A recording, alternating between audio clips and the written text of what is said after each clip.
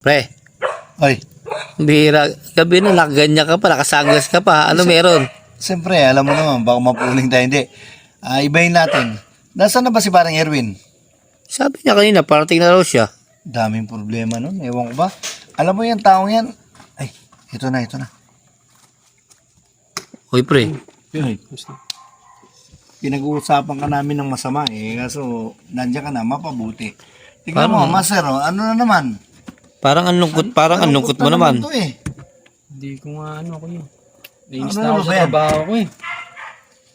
Nakakais na eh. Alam mo, pre, Kanina, oh, pagpasok ko, inutusan ako ng manager ko. Tapos yung isang tropa, nagpa-close pa. Sinumbong pa ako. Naiinis na talaga ako sa trabaho. Pinag-initan ako ng manager namin. pre, alam mo, ganito lang yan eh. Napakadali ng solusyon mo. Mag-resign ka. Pagkatapos mo mag-resign, alam mo yung manager mo, Ah. suntukin mo. Eh, minsan naisip ko eh. Sabi ko doon sa tropa, Oh, pag ako naisip sa manager na to eh. oh.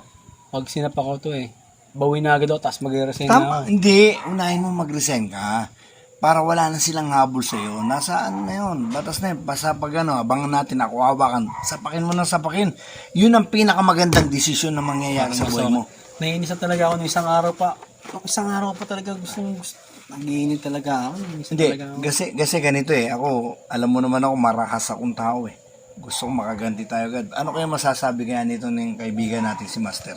Pambihira ka naman, pre. Kung ano ka sa tao eh. Gusto mo agad, madahas eh. Oh, ano dapat? Siyempre, pag tayo mang ganyan, siyempre, pag-usapan nyo kung kaya nyo pag-usapan. Kasi, nasa trabaho ka eh. Mali yan. Dapat talaga antimano sa manager na yan. Hindi pwede yan. O sumusobra na kasi naiinis na ako nung Di ba ngayon?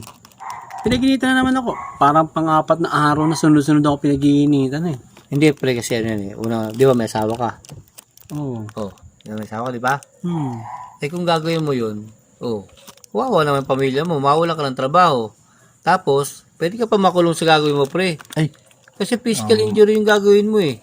ay, hindi ko naisip yung pre. Oh, Parang, Diba?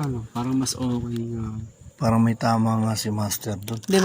hindi pre, mas maganda yan. Kausapin mo, kung kunyari may nagtampo ka doon sa katrabaho mo, o kuya, mayroon silang ginagawa na akala mo na pangit sa'yo, kausapin mo para malaman mo yung dahilan kung bakit nila ginagawa sa'yo yun. Tama, pare, may tama nga. Sa bagay. Anong ba maganda? Be, sundin mo si Master ako, parang maganda doon. Kaysa makalaboso tayo. Oo naman. Oo nga. Eh, kung palagi naman akong gaganunin, siguro pag kinausap ko siguro yung mga hinanin ko, pwede talaga niya ako pwede ko malaman yung bakit niya ako ginaganon. No? Oo. Pagka nangyari naman, kinalaban ko siya, lalo mag-iinit sa akin yun. Oo, tsaka mawala ka ng trabaho. Pwede kasi tanggalin nun eh. Di ba? Tama naman, tama. Parang maganda. Kay Master tayo, kay Master. Basta ra, salamat pa. Salamat. Yan. Kaya mas maganda, pre, pag-usapan nyo. Mas the best yun. Hindi pa lagi dapat binadaan sa init ng ulo. No? Oo naman. Kasi pag dinamo sa isang ulo, wala. Masisira lang diskarte mo dyan. Yung trabaho mo, mawawala pa. Kaya yun lang. Kaya ikaw, Master, dapat yung payo mo, laging okay.